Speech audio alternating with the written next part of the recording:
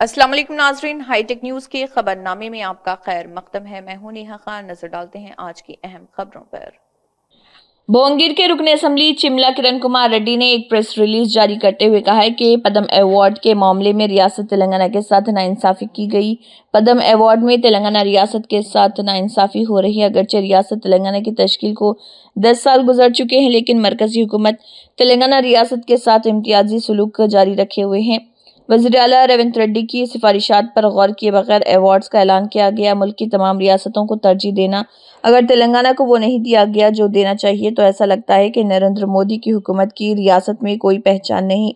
रियासत में जिसकी नुमाइंदगी 8 बीजेपी मेंबरान पार्लियामेंट और 2 काबीनी वज़रा करते हैं, उनको पद्म अवार्ड न देना सोचने की बात है। जो लोग गुज़िश्ता 10 सालों से केसीआर की हुकूमत में हैं, उन्हें कोई खौफ नहीं, लेकिन अब हमारी हुकूमत बनने के बाद हमारी सिफारिशात को नज़रअंदाज करना गलत है। हालांकि हम उन्हें वो अहमियत दे रहे जो उन्हें दी जानी चाहिए।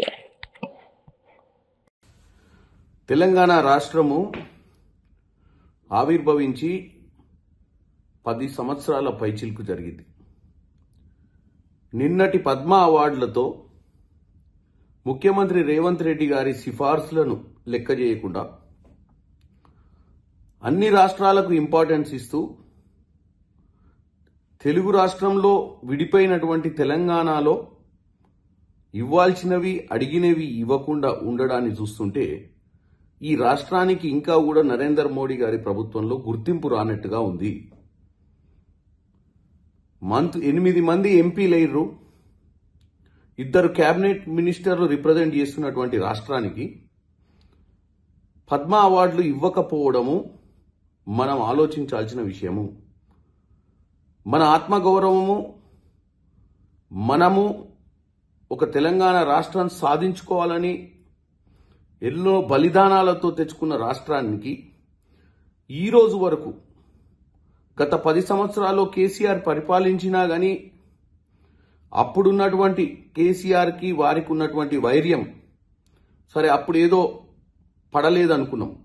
ఇప్పుడు మేము అన్ని విధాలుగా వారికి ఇవ్వాల్సినటువంటి ప్రాముఖ్యత ఇస్తూ మనం సిఫార్సులు చేసినవి కూడా పట్టించుకోకపోవడాన్ని మాత్రం డెఫినెట్గా తప్పుపడుతున్నాం. వారి వైఖరిని మార్చుకోవాలంటున్నాం.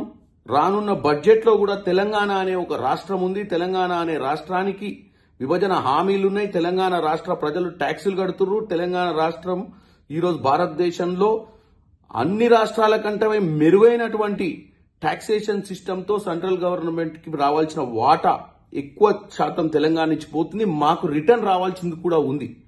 కాబట్టి నేను ఇక్కడ ఉన్నటువంటి 8 మంది ఎంపీలను, 2 కేబినెట్ మినిస్టర్లను నరేంద్ర మోడీ గారిని విన్నపించుకుంటున్నా. తెలంగాణను గుర్తించాలి, తెలంగాణ ఆత్మ గౌరవం గురించి ఆలోచించాలని కోరుకుంటున్నాను.